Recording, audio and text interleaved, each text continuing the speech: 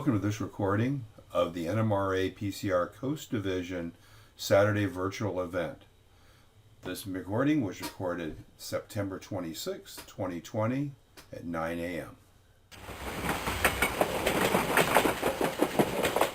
Welcome to the NMRA-PCR Coast Division Saturday virtual event for September 26th. We have three topics today. James Ekman is going to talk a little bit about the Yosemite Short Line, a legendary modular network here on the West Coast that has been set up at a number of shows and events and has incredible modeling. Earl Girbovan is going to talk a little bit about computer-aided modeling and how he uses computers in some of his amazing modeling. And I'll close with a little section on some outdoor module photography, some ideas on how to take better modular pictures. So with that, I'm going to go ahead and stop sharing and throw it over to James Ekman, who's going to talk about the Yosemite Short Line Railroad and how it was built and the team and why they built it. So James, over to you. Good morning, everyone. I'd like to talk to you today about the Yosemite Short Line, basically the most fun I've ever had in model railroading in my entire life. It started out, I was not an original member of this group. They started up actually a couple of months before I met them. And their goal basically was that they really wanted to build in 2 years this incredibly large layout and have it ready for the National Narrow Gauge Convention. And that was a pretty bold goal. And actually, I think that's one of the key parts of getting a lot done in the hobby is to basically set goals, especially with friends, and basically go to it. And I would subtitle this as also the Yosemite Short Line, fast, loose, and out of control, because when they first started, there wasn't a hell of a lot of when the original people, Dave Biondi, Richard Brennan, Dave, Ron, Brad, and the group originally started, there wasn't a hell of a lot of ON30 standards for anything yet. Matter of fact, actually, there were a few modular groups that were just starting up, but ON30 actually had this kind of like outlaw, bad boy vibe going on for a lot of people. And so when modular standards were being talked about, they got so controversial. There's actually one very large Yahoo group that basically got disbanded by the owner because it got so heated and so freaked out about discussions about modular standards and things like that. So other than like NTRAC and a lot of other flat things, there were no other modular groups or sectional groups that were actually doing anything like the YSL wind up doing. So first off, I met the group at one of the Sacramento ON30 groups, and I was, I think, the only member that had any ON30 experience. And I was already doing some ON30 scratch build cars and things like that. And yes, there were some YSL standards when I came into the group, but they're very, most of them were very thin. Like there was a little electrical standard that indicated color, wire colors and things like that. Some track standards, but they were kind of loose. But the really wonderful standard was the scenery standard. They had a unified idea of what the layout should look like. So basically, it was going to, all the scenery stuff was going to look the same. It was going to use the same materials. Dave Biondi painted the backdrops. So that was the idea. Is basically it should look like it was a home layout or some other thing like that, and then we could bring it to shows and just blow away everybody with the fact that it had awesome scenery and stuff like that. And there were definitely had some hiccups. Hindsight is 2020, so basically you have to take that with a grain of salt. When I'm talking about a lot of this stuff, it's from hindsight. A lot of this stuff hadn't been experienced, we hadn't experienced yet, so it's not really bagging on anybody, and it was a great experience for the most part anyway. First off, the sections, they were fast and cheap. We used Jim Long was actually had a shop, and he was a bit of a genius. And we basically used door skin and foams for a lot of stuff. And It's incredibly lightweight for the most part, but the only problem is a lot of the modules, because we had such a gigantic, we had 2 decks basically. It's a 2 decks, in a lot of ways it's a 2 deck layout, except that it's, the decks are actually like welded together. So a lot of the sections were very big and bulky, like 2 foot by 3 foot by 6 feet long and things like that. So they're just awkward to transport. As a matter of fact, I had to take the backdrop off of mine to even get into my station wagon, and it was only a little small 2x4 by about 2 or 3 feet high. And also, this form of construction is possibly not stable. It's really hard to tell, but we've never really had much luck with keeping things running for a long period of time. So door skins and foam might not be the way you want to go for a portable layout. But it did have like advantages, like we have these, like, this is the trestle built by Jim Long. It's like you've got this gigantically high trestle with this beautiful backdrop done by Baviondi. And when you see it in person, it's just eye-stopping. This is my module after it's been reconstructed a couple of times. And you notice that for a portable layout, you've got, almost a foot of difference between the high track and the low track. And that's quite dramatic because, if you look at the LN30 current group, modular group, you don't ever see anything like that. And the only thing I can think of that you would see something like that is like something like Malcolm Furlow's portable sort of portable HON3 layout that apparently never really ran until Charlie Getz and company started working on it. So it's more of a photo backdrop than anything else. So here's my suggestion on track work initially. So keep this in mind when I'm talking about stuff, is when you guys are building stuff for portable stuff, make sure you use like something like Pico on 30 or something really robust, and make it simple, because modular sections really get beat up. That's all I can tell you. It's like they live a hard life. And this is actually for any layout you design, because a lot of us have actually gotten older and said, maybe that really deep layout was, deep layout with a lot of stuff in it wasn't a good idea. Try to keep everything within easy reach, because if you keep everything within easy reach, it's much easier to operate. It's much easier to maintain things. And the last one, which I'm going to show you a little slide up here coming up, do not keep your hidden track to the absolute minimum if you're going to have any at all. It's a nightmare, because basically it's like, especially when you're running during shows or something like that, if something happens there, you don't necessarily know what's going on, and it really leads to a kind of a nightmare situation.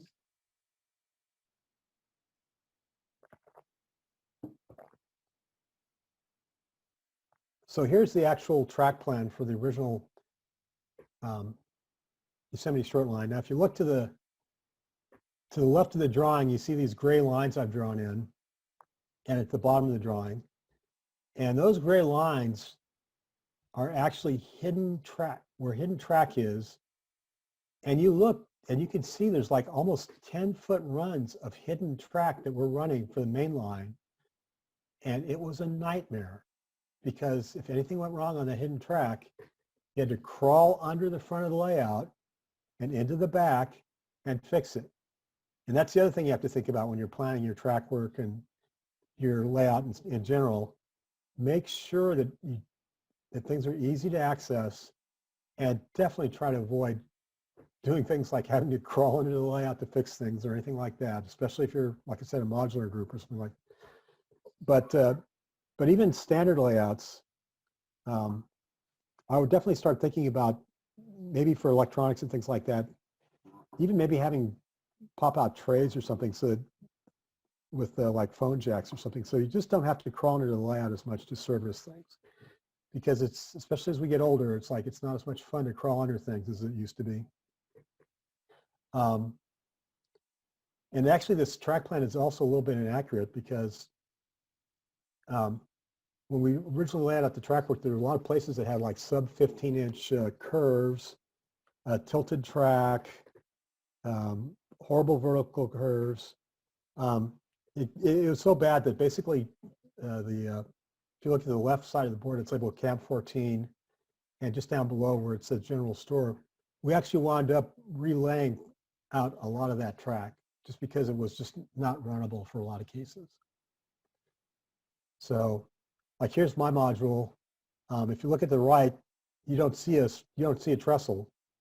And a picture taken from on the left a couple of years later where we basically relayed out the track. I had to put a trestle in just because that track before was just so badly wobbly and things like that we couldn't really practically run much stuff up there.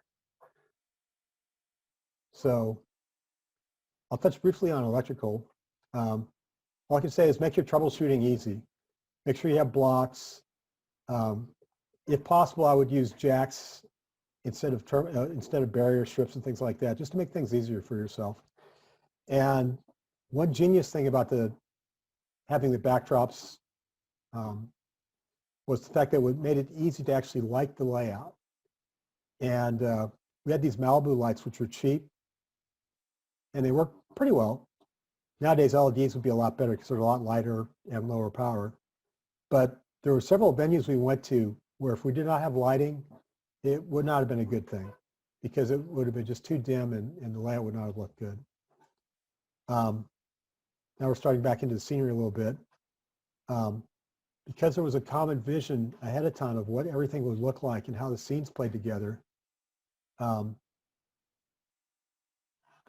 when you look at the layout in person, it really does look like somebody's home layout built by a really batch of fantastic modelers, except for myself. They're sharing their layout with you. And so that has advantages from the look, but the problem is when you're actually working on the layout, that usually means that you have to have more than one person together, or you have to have a shop where you can leave things set up, or something like that, so that you can keep a couple of modules together so that you can work at the interface. And once again, I'm going back to Dave Biondi's backdrops. They're beautiful. If you actually look at YouTube for David Hoffman, he's got the Biondi backdrop painting tutorials on his website. So you can actually even find out how Dave painted these wonderful backdrops. Rolling stock. Back when we first started this group, there wasn't much standard rolling stock out for the 0-30 group yet. Basically, they were like, they had just started bringing out the freight cars, which we couldn't use because they're too big. And there was some strange British stuff floating around and things like that, but there wasn't a lot of selection. So we wound up building a lot of it ourselves. Up in the top is this ore car that actually Ken Letters produced as a commercial kit, which is a YSL ore car. We based a lot of our stuff off of the few plans that were available for the YSL rolling stock for the original YSL railroad that basically disappeared in 1906 after the quake and never really got built except for about 10 miles of track. The porters were quite nice for our purposes. That was one of the other things that was out. And at the bottom, you can see a really nice porter that was been detailed and decorated by Dave Connery.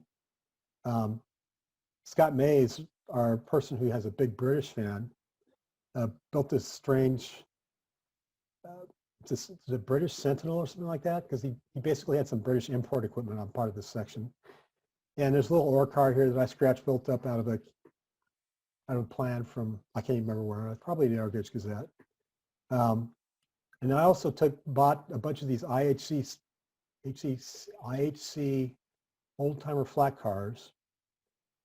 I bought 36 from IHC by mail order, which for $3 each or something like crazy like that. So it was like less than $100 and I got 36 flat cars that by doing some cutting and chopping were excellent 18-foot 0-30 cars.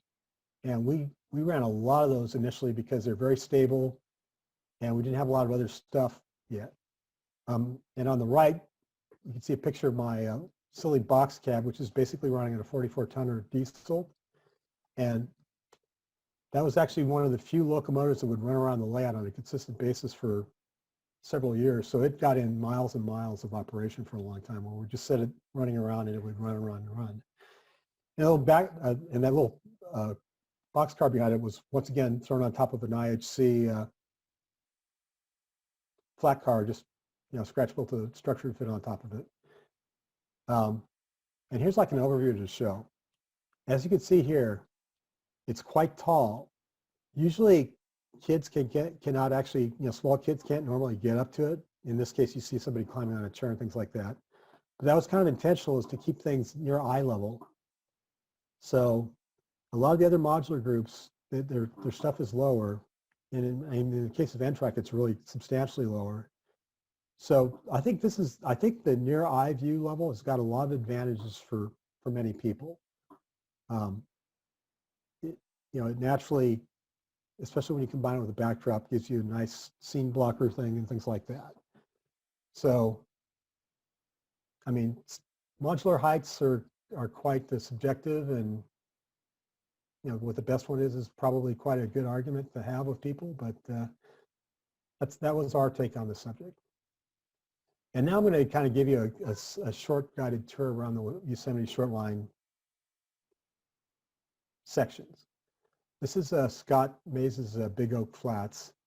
He actually uses this as his home layout in addition to bringing it to shows. And it has several unique things to it. If you look at the picture on the left, there's actually a bridge there that he has to take out, because when he breaks up the modules, the bridge is actually bridging between two modules. So, which by the way is a bit of a nightmare, because if you don't have those modules adjusted just quite right, the joints aren't lined up correctly and things like that. So that will go back to a little discussion later on I'll have on track work once again. But once again, you can see the nice backdrops that David Biondi's done on two different sections, and everything, like, all the colors are the same, and we actually had a common pool of dirt that we all used to lay out a lot of stuff with, and we used like a lot of common ground foam of the same colors for a lot of places. He had this nice little cattle thing that he had on his layout had on his sections for a while, which he took out. Once again, not one of his nice little cars that he built up with one of his little houses there. Some more little pieces from his roundhouse area, because he had a little bit of he had a turntable and a small little engine storage shed and a water tank and some other nice bits of scenery up there. And then to the next section, which is the Round Hill Mill by Ken Lunders. This actually goes back to the inexpensive fun parts of the YSL once again. When we built this thing up with the door skins and the foam, I don't know how much each module cost for construction, but it was next to nothing compared to a lot of other modular aspects of the hobby that you could do, because door skins are dirt cheap. Foam was at that time pretty cheap, and a lot of the stuff we constructed, since we had to either scratch build or things like that.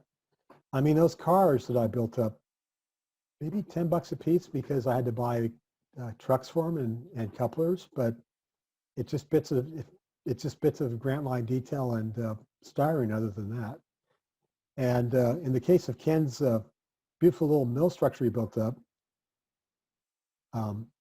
he actually used a lot of, like, the cardboard that he used for the inner structure was just cereal cartons and things like that. So he didn't spend any money on the cardboard, just some Grant Line windows and stuff like that. Very well detailed bits and pieces here and there. You can see like bits of newspaper lying scattered around, some small ladders. But but because once again, we're going back to scratch building, it didn't cost a lot, because the scratch building materials, as opposed to the time required to build it, basically you're exchanging time for material costs. So you can do this hobby quite cheaply if you do a lot of your own work. So, and going around the layout, then we get to Ron Colo's beautiful sawmill. And one fun part about his sawmill is probably for the 10 or 15 years that he was still, with the group. Every time you saw the sawmill again, he had added more detail, more figures, more equipment, more saws, a little tree here and there. And I mean, the original is quite fantastic even before he started adding on these details. I mean, if you look at this little saw shack, later on you'll probably see the fact that now he'll have a saw storage area in front of it with more figures, some more details off on the side. And in the case of this incinerator, he added a figure on top of the incinerator later on, and people nailing on the roof of the sawmill. He had all these beautiful vehicles and things like that he added on later. And this little logger loader that he detailed out a little bit more, and some more people once again. And also he had a lot of humor to lay out. So we had like put a little cemetery up near this water tank that he had, and it has a little bear there, and later on he added a little Casper and things like that, and along with a little cannon and some stacks of balls. It's a kind of memorial sort of piece. And once again, when you look at this sawmill combined with the backdrop, when you see those trees in the background, those are all painted. That's how good a job that Dave Biondi did on his backdrop. It's just magnificent to look at. Once again, this is a whole little group that he added on later on of people. And all these buildings, a lot of these buildings are actually built from popsicle sticks. So we're getting back to the cheap, fast and out of control aspects. Is what he did with those popsicle stick buildings was just magnificent. And it's not an expensive building thing, obviously.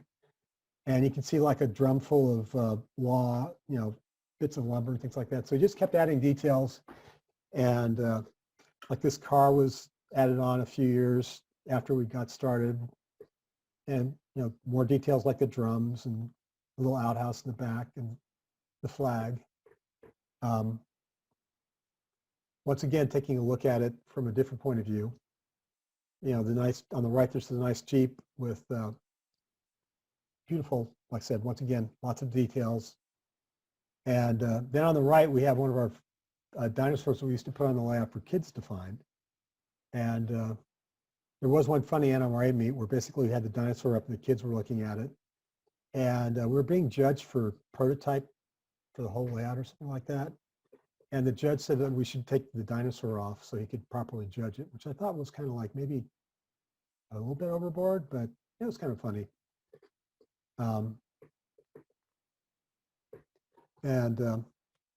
Going around the layout, we get to Jim Long's trestle, which is one of the first things I showed you at the front.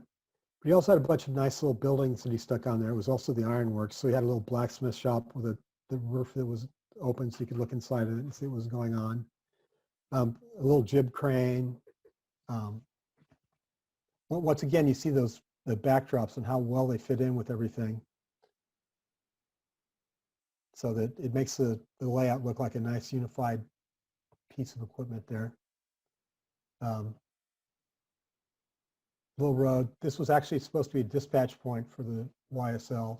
So there's like a little phone booth there with a guy talking into it. So this is the point where, in theory, the main line and the branch line met. So that's, like I said, this is supposed to be an important junction. And then we follow on to like Dave Connery's section, where he built this beautiful, stamp mill, ore crusher, mining section that had a little, you can see at the top on the right, on the left, there's actually a little, I think it's a Z-gauge track. It had a little bit automatic loader that basically would go back and forth between the stamp mill and this little ore concentrator bin here that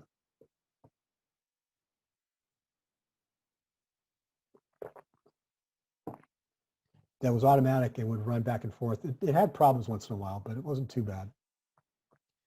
And here's an actual picture of the stamp mill, which is, he left the top off, which I thought was a great idea. I mean, because the thing is a lot of these buildings had fabulous interiors in them. It would be such a shame not to actually be able to see them. So I think for something like maybe a home layout, you could have a top that you could take on and off, but that's not practical during a show. So I think this is actually for portable layouts that you're displaying. You might actually want to think about leaving the tops off or doing something creative like Dave's done here, where you could see where the roof is supposed to be, but he left a lot of it out so you could look inside and look at all the beautiful details and equipment that he built up and added in. Then there was a little section where we had an apple shed that Dave Biondi built up. And this is actually based off of a building that was in Ralph, California. And I think it was also on Jim Vale's layout or something like that, or Jim Vale might have written an article about it. And it's just a very simple structure. And, and later on, we actually added on some more buildings and relayed out the track on part of this, because we're getting back to, once again, the track work situation, where the track on this module didn't run very well for a long time. So we wound up having to relay the track out on this particular module to get it to run well.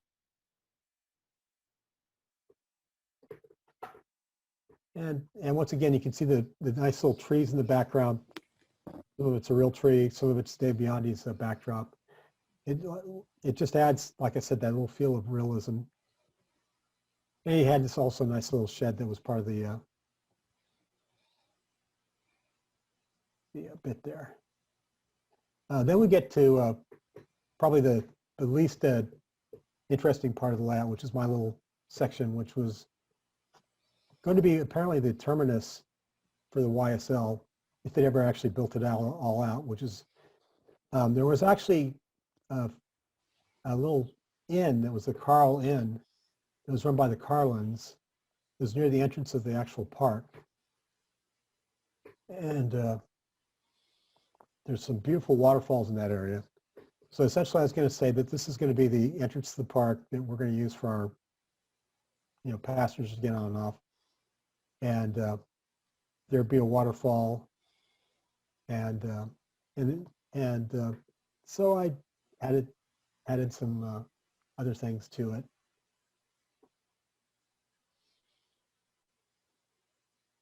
And once again, when I said I labeled part of this Camp 14, there's Ron's part again. Obviously, I slipped in something there. There's this nice water tank that was on there for quite a while that, once again, if you look at the backdrops and things like that, you get this really beautiful effect. And this is not how it looks now. They've changed things around quite a bit. So we're getting back into the history of the layout, where basically this is the original stuff, but we found out it didn't work well, so we had to relay out the track work and work on things again. So some basic lessons learned on this. Portable layouts lead a hard life, so you really have to up your track work game. Some of the issues with the YSL is we had a lot of joins that were blind, where they're in the hidden track. We had to sit there and kind of reach our hands out with a little flashlight and try to join things up. In some cases, the gauges of the track, we're using code 70 in places, and we're using code 83 in other places. The tracks were curved, crossing the joints. Don't ever do that. The ME30, the ME30 0 and 30 track that we're using is very fragile, so we sort of, in a few cases, like rip sections of track out by accident. So use a very robust flex track if you're going to use, when you're using flex track. And I would recommend never handling something for a portable layout that you're moving around. So when you're at the joints, I would recommend something like rail gap or whatever Wayne Perrier came up The with. Gap Masters from Wayne. Gap Masters. Okay, that's it. Yep. Yeah, so I highly recommend things like that. Make sure your rail joints meet at right angles. You know, all the stuff they tell you in a lot of these track work plan books, like Mallory's book on track work planning. Make sure you don't have a lot of vertical curves. Make sure your curves are gentle transitions and things like that. Just try to make your track work, you know, robust and simple as possible. Another thing is I would minimize the amount of track on a portable layout that you're displaying as much as possible, because there were plans for operations, but the part of the problem is I think most of us were not really into operations, so we really didn't know how to set up the layout for operations anyway. So I think you should probably get an operations guy to look over your track plans if you're going to even think about doing any operations on the side. And if you are, make them as simple as possible. And then also have a plan for troubleshooting electrical and mechanical issues. Like make sure that it's easy to take out large sections of the layout and make them, you know, not connected to the rest of the layout, so that even if you keep your main line running, even if everything else is broken, because you've disconnected all the other stuff except for the main line wiring and things like that. And make sure like if you're using DCC, make sure you have lots of power sections so that you can easily isolate shorts to a given section instead of having to figure out, you know, where in this layout the one locomotive is shorting out or something like that. As for the highlights to this is the most fun I've ever had in the hobby.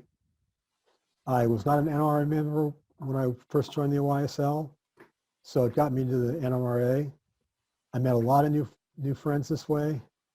And over the years when we've showed at shows, so many people enjoyed the YSL. They come up to it, they spend an hour or more looking around in front of it. You know, their kids enjoy the hell of it. They like, you know, their parents are lifting them up in their hands and they're looking around the layout and looking at all the details and fun stuff.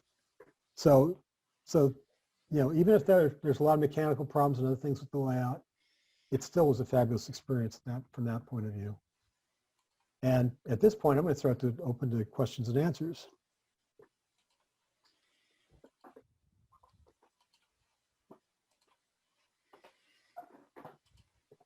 Any questions or comments for James on the YSL? It sounds to me like there's kind of this over recommendation every time I hear someone talk about something like the YSL, which is spend as much time and effort as you can and even money on the foundation, because you're going to live with it for years. I mean, your point of door skins and quick initial construction, 10 or 15 years later, that comes back to bite you a lot of times. Yeah, originally this layout was planned as just like a one-off, and I didn't think the intention was to run it much past the 2004 narrow gauge convention and maybe take it to a few other shows and then just like disband. So yeah, you're right.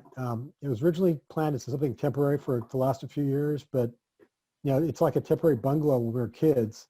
It's like those temporary bungalows, like at my high school, only got torn down like 10 years ago. So, Jimmy, this is Dave Connery. You did an excellent job. Thank you very much for that presentation. A couple of things. We started actually in my front room. We got together about 2 years out. Several of us were working on the 2004 narrow gauge convention and realized there was not going to be any local portable layout from the area at the show, and so we decided, we got together to talk about whether we could build a layout that would be a part of the show. And all the original people except Jim Long was at that first meeting. Jim had already thrown his hat in as to wanting to participate, but we hadn't even decided on what scale we would model. Some were HON3, HON30 modelers, some were O scale, I was actually pushing real hard for SN3 logging line. But that first meeting, we decided a couple of important things. One, we decided on ON30 because it would be a less expensive way for everybody to participate. We decided that it would try to emulate a home layout in every way, but be in a show situation. It would not be modular. It would be sectional so that everything only goes together one way. We decided the principle that any work on the joint between two sections, both sections would have to be there so that there would be a seamless change in scenery from one section to the other, no abrupt changes. And we even, in fact, incorporated things like buildings that set right over the split between two sections, so they kind of completely visually hide that thing. And so to that respect, Jim is absolutely right. We were only looking at September 2004 when we started, and we had I think 21 months that we built it in, and then we got past that 2004 and then said, okay, what now? And it was only at that point that we decided, well, we would continue to try to show the layout where we could. And so it started primarily showing it at O-Scale West, but at a few other venues as well. So Jim, thanks for that presentation. Really good job. Yeah, it was definitely a work of genius, I think, because basically it's like there's almost nothing still out there like that. Because like I said, the only thing I can think of is like the Malcolm Ferrello layout, which, until recently didn't even run at all. So, there's still pretty much nothing out there like the YSL. So it's still a work of genius. And if I were to do it again, and now we've got 15 years of hindsight and a lot of other modular groups, so we could probably build something much more reliable, I suspect. I imagine so. Well, thanks, Jim. I really appreciate it. That was great. So we're going to move on to our next presentation, which is Earl Girbovan. And Earl is going to introduce us to how he uses a couple of computer apps in his modeling. So with that, Earl, I'll throw it over to you. Okay. So, we've talked in the past, both Phil and I on different things with using PowerPoint and Publisher to do some work. Phil had done something with using interiors. I talked a little bit about templates and measuring. So I want to go back. This is the presentation I did. Let me get it over here. The presentation I did some time ago that I built some gates for Seth Newman's module. And the gates are built out of brass. And in order to make them square in the right dimension, I made a template. And I don't draw these templates by hand. I use Publisher. So what I want to do is just show you what you can do with these programs to draw these things. They're faster to draw them with the computer, and they're a lot more accurate than trying to do them by hand. So both Publisher and PowerPoint work about the same. The commands are the same, they're just in different places. I like Publisher. I'll show you both programs on different things. The basic thing with these programs is drawing a text box, and this is a text box. On Seth's layout, the gates that I had to work with had a spacing of 3.2 inches, so I had to be pretty accurate. So what you can do is come in here and format your text box. So you can do a size, and I'm going to do it as 3.2 inches square. And then I want to have an outside line that's black. So now we've got a square. And again, it's just so much faster than trying to do this by hand. The other thing that I had is the gates had to be 1 inch tall. So we're going to come in here and draw a text box, format it. My text box is 1 inch tall, and we're going to keep it the same 3.2 inches wide and I want to show it as a different color just for fun.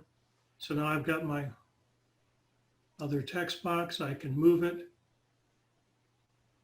and kind of line it up with the other one. Now this has to be 2 gates, so what we need to do is kind of cut it in half, and the easy way to do that is just to take a line and I can draw a line down the middle, even though it may not be perfectly perpendicular. And now I've got my template. Now on Seth's, I had to divide these gates in half. I know, and we're not going to worry about actual leaving gaps between the 2 gates, but if this was 3.2 inches wide here, half of that's 1.6. So if I draw another text box, size, inch tall, 1.6 wide, and we're going to make that red so it shows up. I'm sorry, I got to make it 0.8.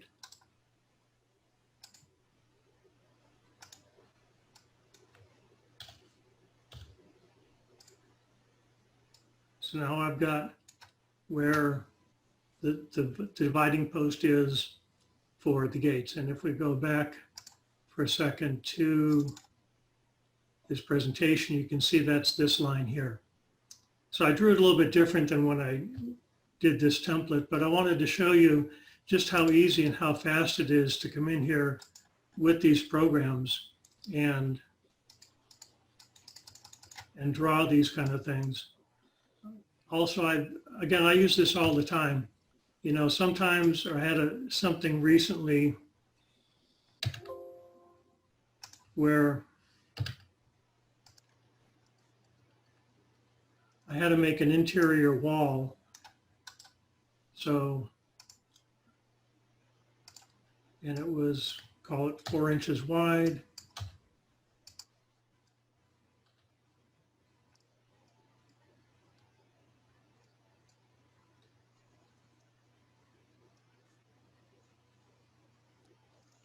Again, let's go something different, just fill in the shape. And then I needed a peak that was about 1 inch tall. So we're going to put in a line that's 1 inch tall.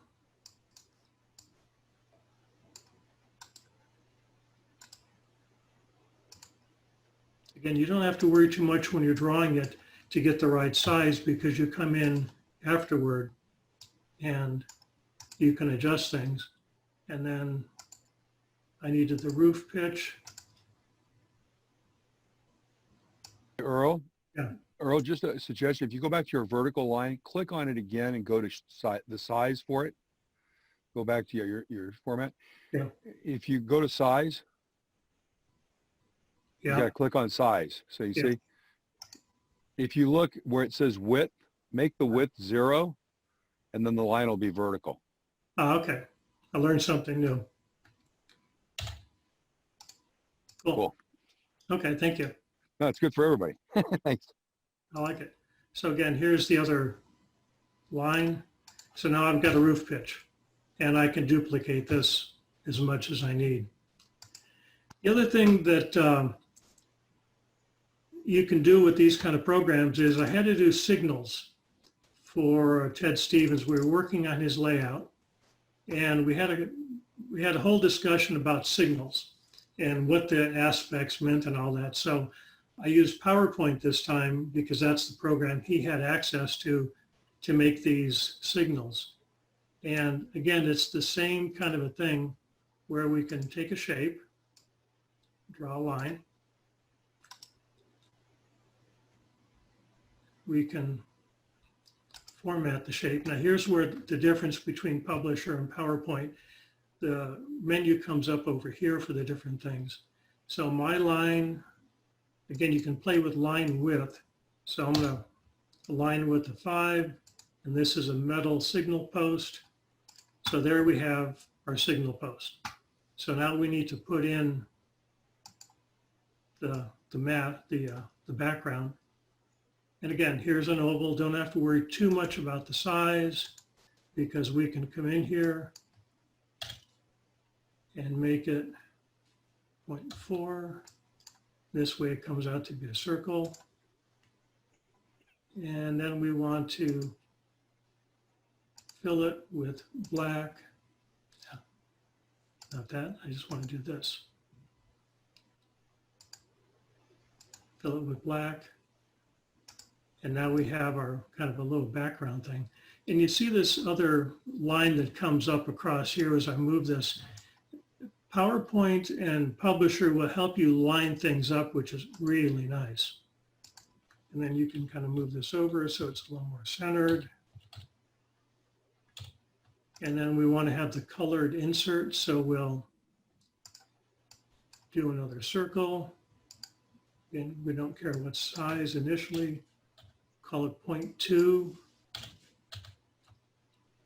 And we're going to fill it with, let's make it a nice green signal and come in here. And without spending a lot of time trying to tweak things to line up exactly, you can see that we've got signals. So right now, if you look at this thing, it's made up of 3 different pieces. And if you try to move things, you really can't move things because they're not grouped. If you look at like this signal, it shows up as one item that I can move around as a whole. And that's this whole thing called grouping. And Phil, I'm forgetting where grouping is in here because I don't use it that much. Oh, here it is. So Right below there. These are all grouped together.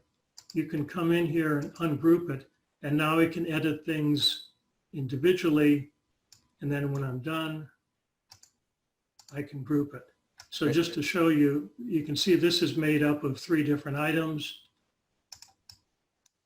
If I select them all,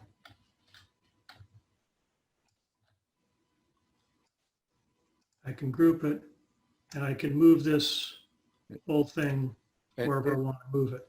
And Earl, click on that. Click on the green. Notice the green isn't quite lined up. Click on it. Just click now. 1 click there on the green. No, click on the green. Now use your arrow and move it 1 click to the right and 1 click down. So you can actually move within the group. You can select an item, move it around. Now when you unclick, it'll stay where you left it. Right. So you can actually edit a group thing. You can move stuff around within, if you see, without ungrouping it, moving it, and regrouping it. So it makes it easier to edit it. The other nice thing, if you have a bunch of these things in here, let me group this again. Let's see what we got. If you have a number of these things in here and they're all kind of funny and not lined up, there's an alignment program that you can, and it's not going to work because I don't have them grouped properly, but it'll automatically space these out the same and line them up for you. So there's some really nice things buried in here to do other things than just, draw templates and things like that.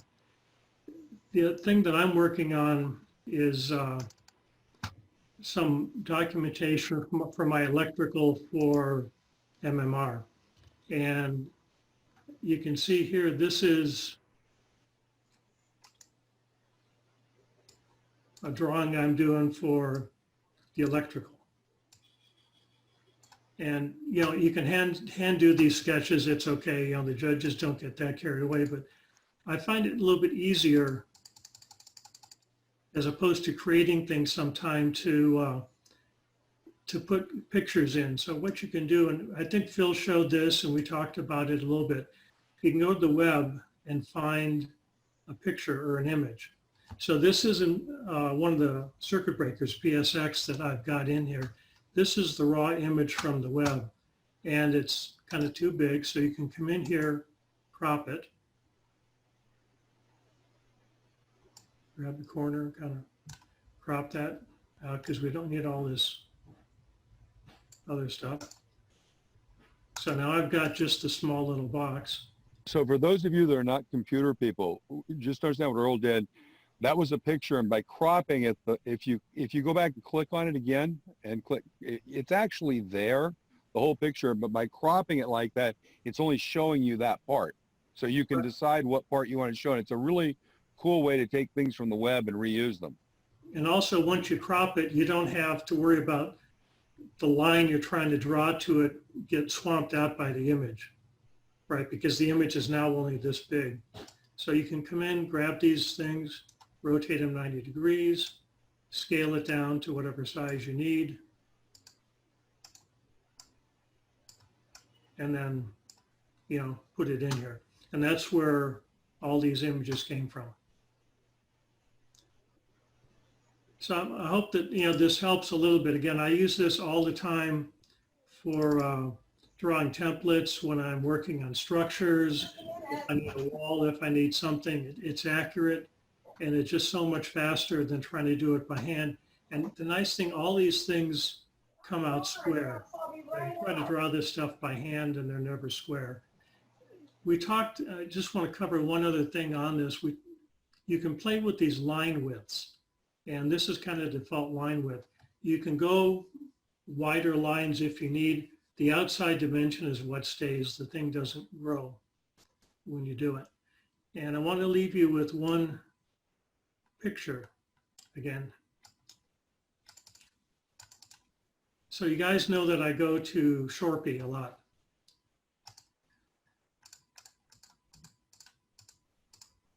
And I showed this picture last time.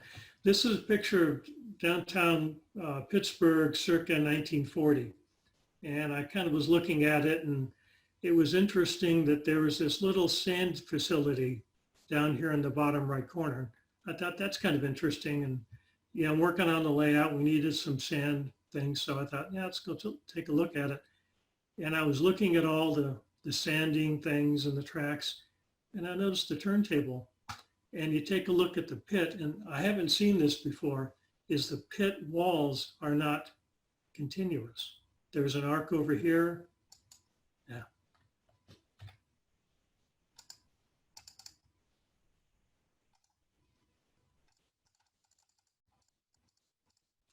There's an arc over here and an arc on this side, and the rest of the wall is just dirt.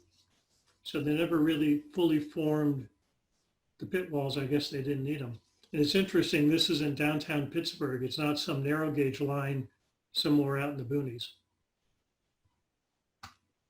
And again, this website, shorpy.com, is a Library of Congress website. If you subscribe to them, which doesn't cost anything, they send out a picture or two or three every day.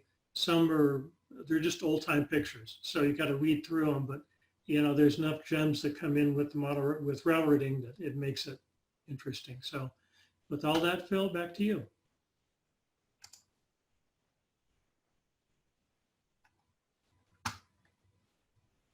Thanks, Earl. Why don't I go ahead and open it up? We'll open it up. Are there any questions for Earl? Comments? Again, I think it's just a great tool for so many things we do to be able to do it. I'll show some more printed stuff at some point in the future. Can I ask a question? Sure. Yeah. Earl, the doing it on the screen and that sort of stuff is real straightforward. Do you have any problem printing out the final, call it the final draft, if you will, or the final plan? Do you have to adjust your printer in any way? Nope. No, it all comes out exactly the dimension you drew it. There's no scaling or anything like that. That's kind of the nice thing as opposed to like SketchUp or something like that. Okay, thank you. Yeah, the cool thing is that I think those applications translate that into DPI, and they give that to the printer, and the printers are designed for 300 DPI. So literally they're manufactured to that. So if you print a line 300 dots long, it's going to be an inch long by the physical design of the printer.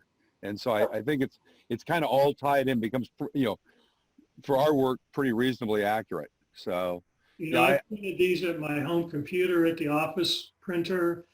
You know, I have no problem that the sizes are always identical. And, you know, I'm not saying that this is a replacement for SketchUp or something like that, but for simple squares and simple shapes, this is what I use Publisher for the most in model railroading, is drawing these templates so I can build things square. super. So last thing, I was going to show some pictures. I took some modular pictures. This is kind of a combination of showing it and then getting some comments and things back. So what I'm going to do is, actually, I have to close this and open something. I have the wrong presentation open.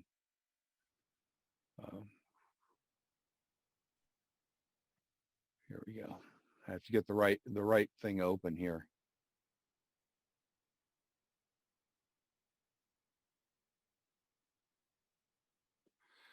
So took a couple of modules that I've built and took them outdoors for photography and thought it was kind of interesting seeing the results. So what I'm going to do is kind of walk through real quickly kind of what it was. So this was outdoor photography shot about 3 to 4 in the afternoon. We have an east-facing hill I can get off of our driveway into the pictures. So it's a fairly recent Nikon SLR. I think the f-stop was set to 1/16 with the aperture setting for most of these. And the cameras now have this cool thing with a Wi-Fi connection. So you can set the camera up, get it in position, connect to it with Wi-Fi, actually go in and pick your focal point and stuff on your phone, and then click the exposure and the camera shoots. So a lot of these, it sounded like it was between 0.2 and 0.5 seconds, even outdoors, because with the aperture, what it does by taking it and putting the f-stop down that far and squeezing it down, you actually need a lot of light for the exposure so it stays open. That's what gives you, it turns out, a good focal distance around the focal point, so you get a broader focal range.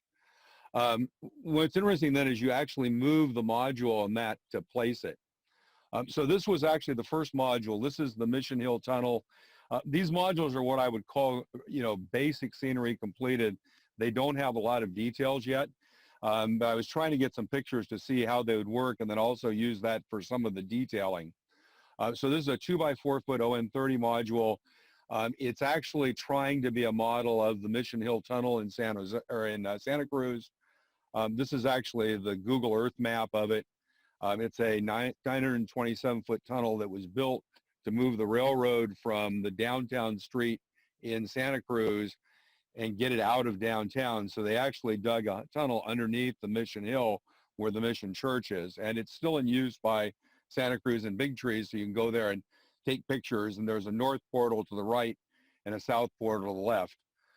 So this is kind of how the module was laid out. Looking at this as the north portal. When you look at it, you see a church off to the right. I put that church on and put a road in front of it, and then tried on the south portal to kind of recreate the south portal on the other end. So instead of having a 927-foot tunnel, it's an 19-inch tunnel.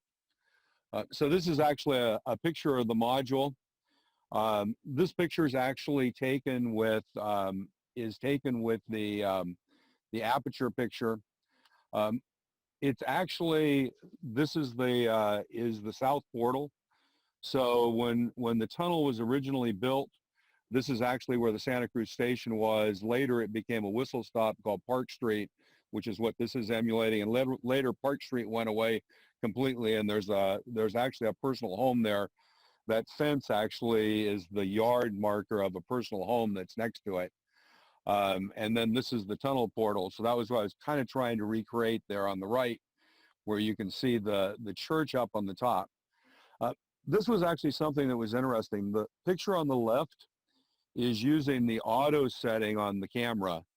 The picture on the right is using the aperture setting. And kind of when you first see these, the one on the left is a little brighter. But what ends up happening is when you start looking at the detail, like the bushes that are closer in, because the focal point is around the tree in front of the church there. It's up in that area. Or when you look at the steeple, what you begin to see is that there's actually, in those areas, a lot of focal difference between them. So, if you actually look at this, the upper one was the auto picture and the lower one's the aperture, and you can see how much better the focal is on those things that are enclosed, the little bushes that are by the tracks, and the tracks themselves are clearer in the bottom. So it's kind of why using this aperture stuff works really well, even if you're outdoors. And kind of the same here, you can see there's a little bit better resolution on the right than on the left. So anyway, so this was another picture of it. This was actually, again, I was trying to recreate this. The one on the left was a picture that was taken before 1900 in, I think, the in the 1880s, when the station was actually here and is actually the portal there in place.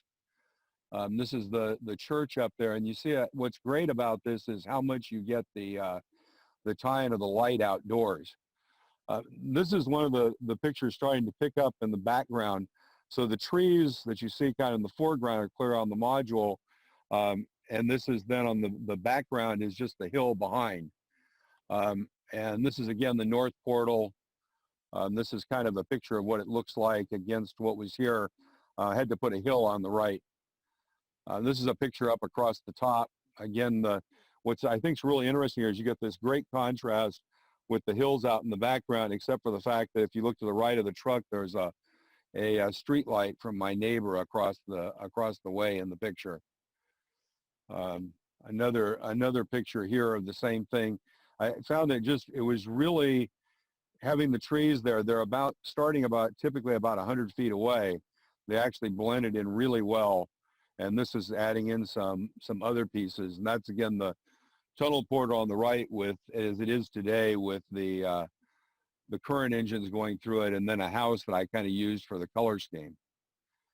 Is that interesting from perspective of seeing? Just curious. So Wilder Ranch and, yes. It's great, Phil. Cool. So Wilder Ranch and Creamery. Wilder Ranch is actually, this is a picture of it on Google Earth. If you look here, this is actually Wilder Ranch over here. They had a creamery. If you've never been there, it's really kind of interesting. This long building was actually where they kept the cows, was actually the barn, and it's actually built over a creek, so the output of the cows could go right into the creek. Clearly not environmentally acceptable today, but was the reigning practice when this was built before the turn of the century.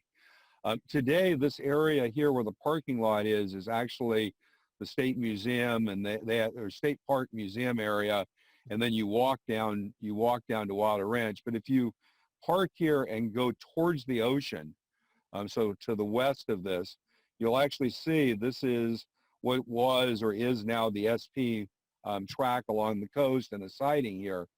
So I was actually using that as the perspective of saying, well, if the ranch was down here, they probably would have had some facilities up here at the siding. When the tracks were laid originally as narrow gauge tracks for the railroads that went through here, Wilder negotiated to get a siding from both railroads. There was one that came from the north and one from the south. So assuming the siding was there, the intent with the module was to try to recreate what could have been a siding for both the creamery as well as having a stockyard. So this is a picture looking across at the creamery, kind of trying to catch some pieces. The creamery was a kit I built. The ceiling posts there are a little large, but that was just a point in time of picking it.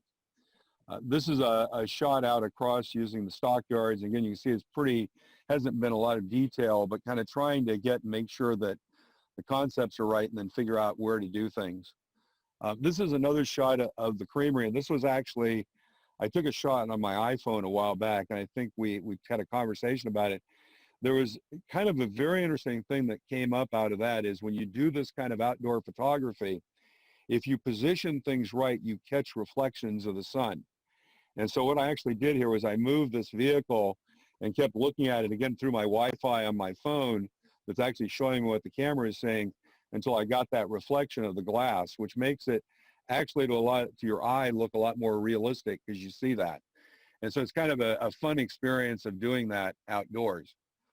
So this is another picture kind of looking back across at the stockyard and that. So anyway, that was all I wanted to share, just a little bit of thought process of doing some outdoor photography. So, You know, those close-in pictures are always interesting because things look a lot less toy-like when you have pictures that close as opposed to the view from the airplane at 15,000 feet.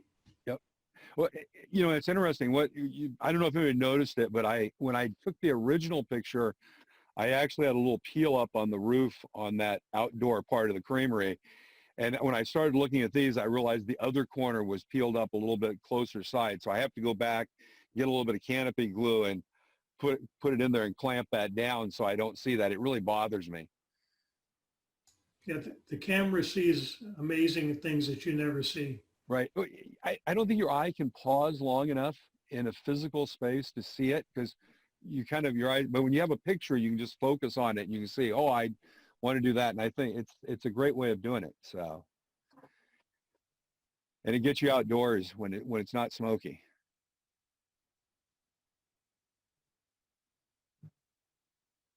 Well, so I think that kind of closes that part. Does anyone have any modeling to share? Kind of close with modeling. Had some, I assume, great modeling this week. I only have one thing, and that's sort of an update on the Keep Alive, Stay Alive. Oh, yep. I got everything all put together. And here, I was ready to, you know, it's installed in the locomotive. Everything was ready to go. I hooked it up to my programming track and got the wonderful message of could not detect decoder. So I'm back to debugging. Could not connect the decoder. That's all. But I don't know if anybody. So I seem to remember something, and I don't remember which decoder manufacturer it was, about not being able to program when you had a Keep Alive attached to it, because the decoder, by the way, this is like a vague, weird post thing or something I read. So it might be worth taking the decoder model and looking Keep Alive programming issues. Yeah, I had originally planned to put the Keep Alive with a plug connection. Yeah. And then I got lazy and didn't do it. So maybe I should go back and cut the wires and put in a plug connection. Yeah. And then try to program. You're right, Phil. I've heard about that too. Yeah. Like that's a vague memory. Yeah, I think the Keep Alive needs to be fully charged up before the decoder will respond. It's better to just bypass the Keep Alive altogether and go straight to the decoder. Okay. All right. I was wondering if it might not be something like that. You know what I would try, Ken? The other thing you might try putting the engine on your regular track. And this would be best, if it was me, I would try an A/B switch, but put the engine on your regular track and let it charge up completely. Mm-hmm. And then real quickly change the programming track when it's completely charged. Because it may be... I have, it's like my programming track is separate on my workbench from my my layout. Yeah, I understand. So, yeah. Oh, well. I think just bypassing the Keep Alive. But I think the idea of going back and putting a quick connect in between the Keep Alive and the decoder is probably the first step in debugging. Yep. And then I'll try and program the locomotive without the Keep Alive, come back, and if that works fine, then we just connect the Keep Alive and move everything over to the regular track for charging. Otherwise, the other I have to look at the fact that it might be the decoder itself is faulty, because I'm using some 9-year-old decoders that have been sitting around in my project unused project box. They were some EU 6 TCS EU 621s that I had for a project that involves some Hornby 280, Great Western 280 tank engines back around 2011. And one of them stripped a driver and I never got any further with it. So they've been sitting in my box, and I bought a 21 pin decoder buddy to use as a platform for connecting everything. And as I say, I hooked it all up and nothing. So anyway, the first step will be to go to disconnect the keep alive and then come back. You know, you really only have to put one pin on the keep alive to disconnect. Hmm? You can put one disconnectable pin on one side. You don't have to have you don't have to have two pins, just one pin, because you really just need to disconnect it electrically. You can leave it in place. I have a two-prong plug. Yeah. That I was going to install anyway. That's probably the best idea. Yeah. And by the way, Ken, I have some of that shrink wrap. That's kind of the clear, wider shrink wrap that they use on those. If you're down my way, I'm in Pleasanton, I can cut you off an 1.5 inch piece and you can put it on there and shrink wrap it. Just to keep it electrically isolated, if you want it. Yeah, right now I have it. I bought some 1.5 inch wide Kaplan tape. And I was just going to wrap it around, do one thing around. Cool. And this is all new to me. I'm not an electronics person at all.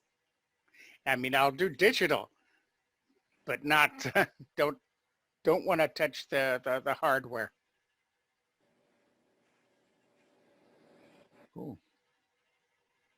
Any other modeling? I've got one it's kind of related to the DCC thing you're doing. I just got this week. This is a new Rapido Trains Draper Taper N-scale locomotive.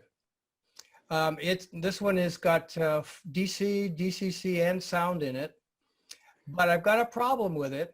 Running it on the analog mode, it runs opposite direction of all my other locomotives. It's like the polarity is reversed. Kieran's on here too, worked on this yesterday, and I was able to reprogram the address and everything in the DCC just fine.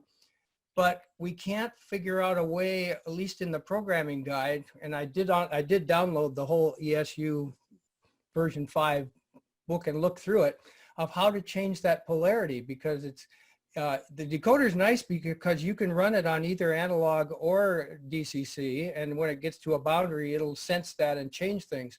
But the problem is, on analog, it runs the reverse of all my other locomotives. Anybody got any clues how to deal with that? There's nothing in the ESU book manual that I could find about fixing that.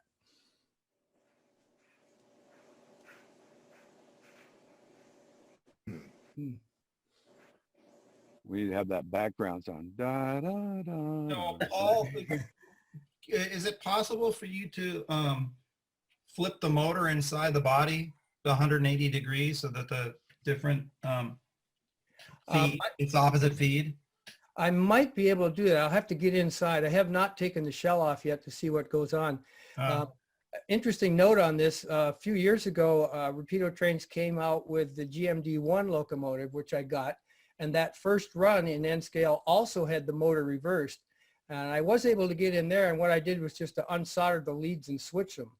But this one's got all kinds of other electronics in it, so I'm wondering, I can find the contact on the decoder and maybe switch those, just the two motor contacts, and see if that does anything. That's probably the only answer. If there's not a CV that's a hidden CV to change it in the decoder, then you probably have to switch the motor, and then you just have to switch to have it on the DCC side. Then that probably is a CV that's easy to switch.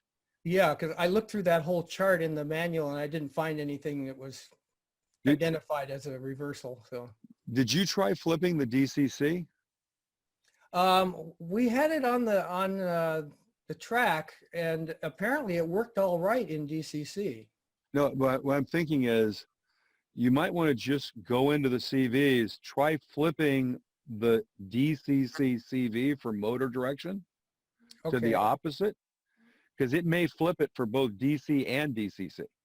Okay, that's worth a try. I mean, Yeah. that might be the one programming point that might work. I'll just have to find out where that CV is. I think it's a standard CV for motor direction. I think it's the same in it's one of the lower number CVs, I believe. I'm not an expert, okay. but I think, yeah. I'll try that. Yeah, that sounds like a good place to start. There's an item in the NCE decoder brochure that talks about this. It says, if the locomotive runs in the wrong direction on both the DCC and DC, reverse motor plus and motor minus connections. If it runs in the wrong direction on DC only, reverse the left and right rail pickup connections. Make sure you reverse wires on both ends of the decoder. Okay, I'll check that out because I do have it's NCE power code that I'm using for my programming and stuff. So.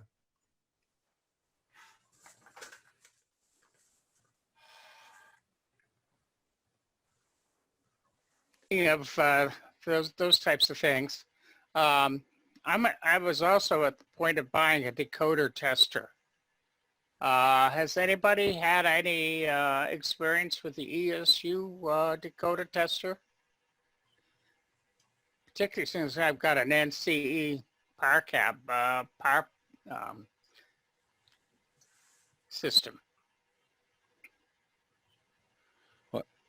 Yeah, I wouldn't think the brand of decoder tester really would relate much to your DCC system on the layout, because you probably are testing the decoder on the workbench, and it's actually emulating the system. So the question, I guess, is which decoder testers are best? I don't have any experience there. I don't know if anybody else does. Anybody? No.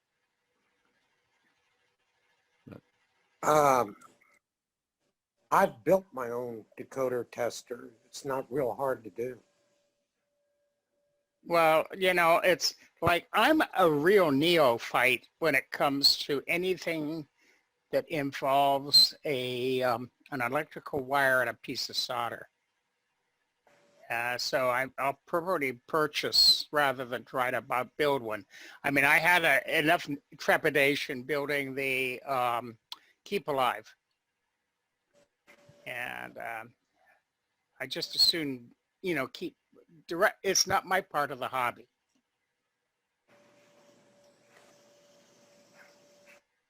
Well, it seems to me there's two things you want to test with decoder. One is the DCC programming and that. And then the other is to actually test the operational characteristics of the outputs.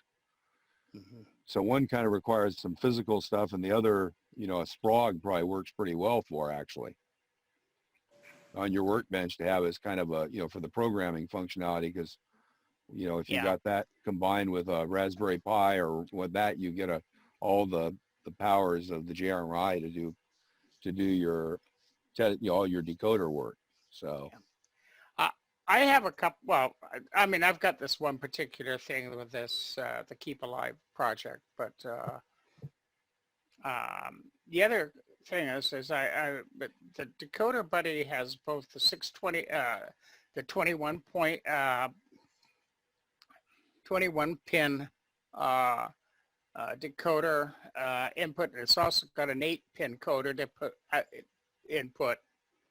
And I've got a spare 8-pin that I think I'm going to check too, if the connection, programming connection works. Doesn't work.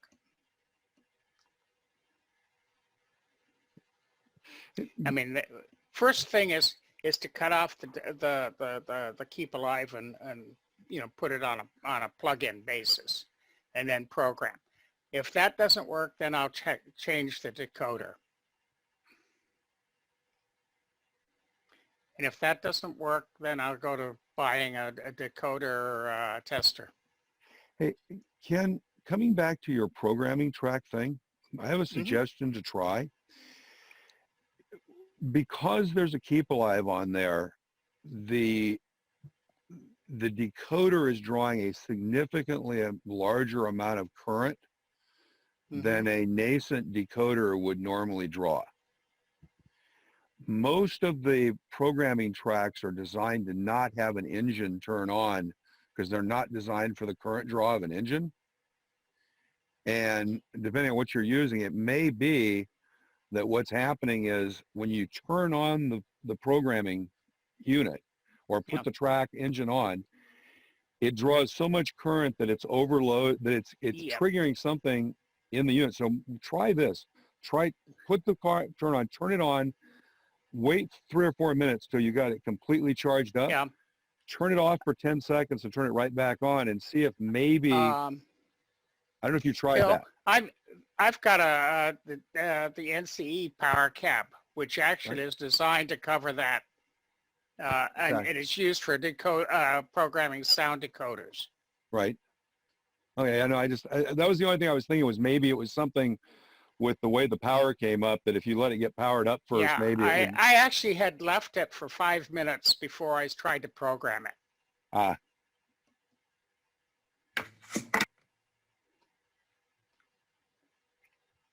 Oh, well. Yeah, you try. Yeah, Steve, go for it. Yeah, I'm going back and forth between the hindsight 2020 presentation. That's the group of extreme modelers. You know, it's not just rivet counters, it's what the diameter of the rivet is. Anyway, I bought on eBay, I found a oriented stock car kit, and I bought it. However, when it arrived, I realized it's missing the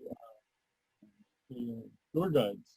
It happens to be black plastic, but it's your standard roundhouse out of the, blue box I have to get. And I wondered if there was anyone who happened to have a spare set of door guides of any color. It's the same size door guides as match the 36-foot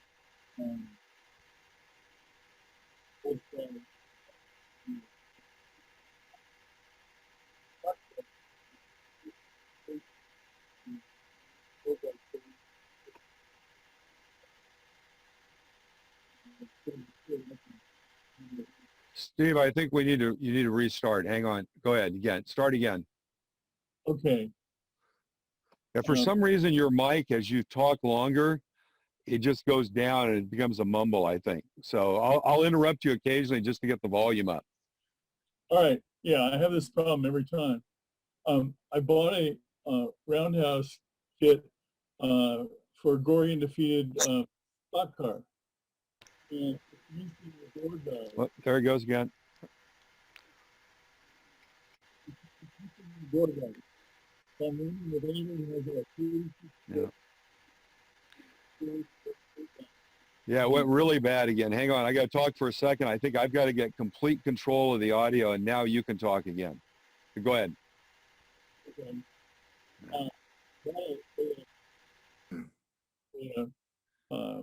Roundhouse kit missing the door guides, and so I'm looking for a set of door guides for a 36-foot boxcar or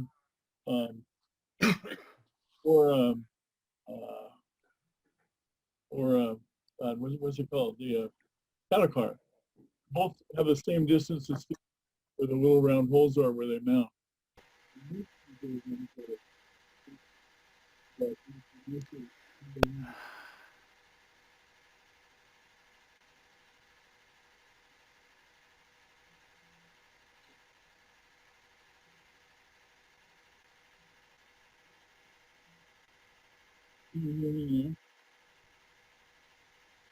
Yeah, not very well. I know. Can you put your question in the chat? I will. That'll make the most sense. All right. I think what Steve's saying is that he's got a roundhouse boxcar and needs the guide for the bottom of the door either a 36-foot box car or a 36-foot stock car. And if anybody has a broken kit in a box somewhere or something and happens to have those, he'd love getting a couple of those. Both sides. Need all four. Both sides. Yeah, so that bottom guide. So, if you got a box of old car parts and you happen to see it, look in there and see if you got one for Steve. Right. Cool. I need four, but I'll type it up.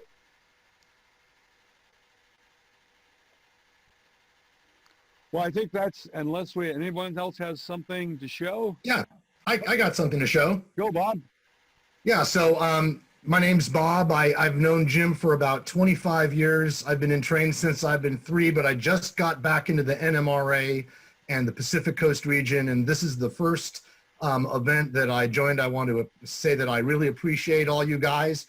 So I got back into the hobby by picking up an American Model Builders Southern Pacific Type 23 depot because I want to have a standard gauge, narrow gauge interface. And so I just wanted to show that I've got all of my walls pretty much built and I have floor built, and I'm about to start raising the walls this weekend.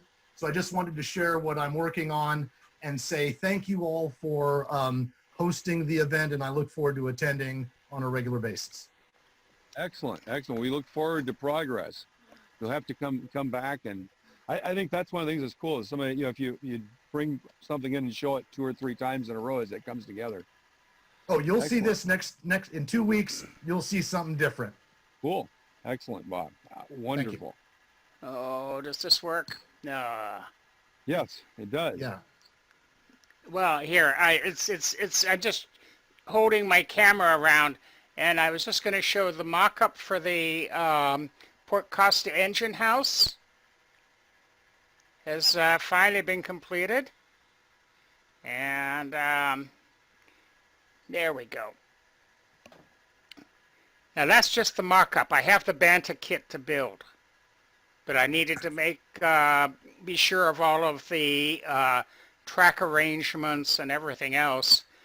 And I decided that it's just illustration board cut out from the Banta kit, using it as a model. And then I photocopied their windows and pasted those on, printed them on paper and printed it, it's just starting Port Costa. And that's pretty much, let's see if I can stand up here. I can show a little more.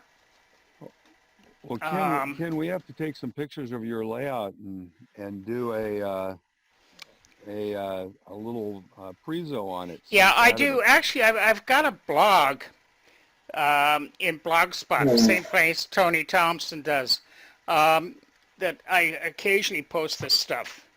Yeah, but for one of our things here on a Saturday, we should take 20 or 30 pictures of your layout there and talk about them. It'd be great. Guess what? That's the whole layout right there. That's right. I remember. Yeah, but we still. Maybe it's 15 pictures.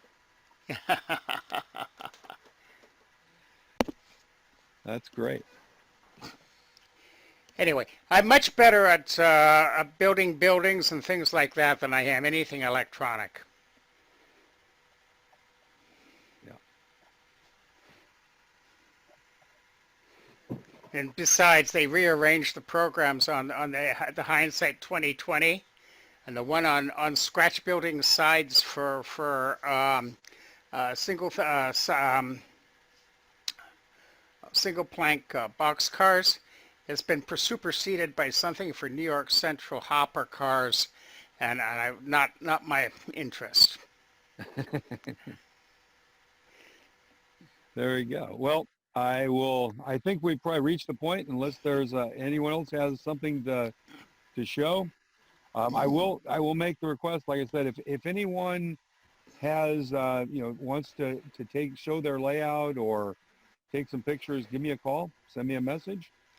And with no further ado, I'll bid everybody adieu and have a great week. Yep. Thanks, everyone. Thank you.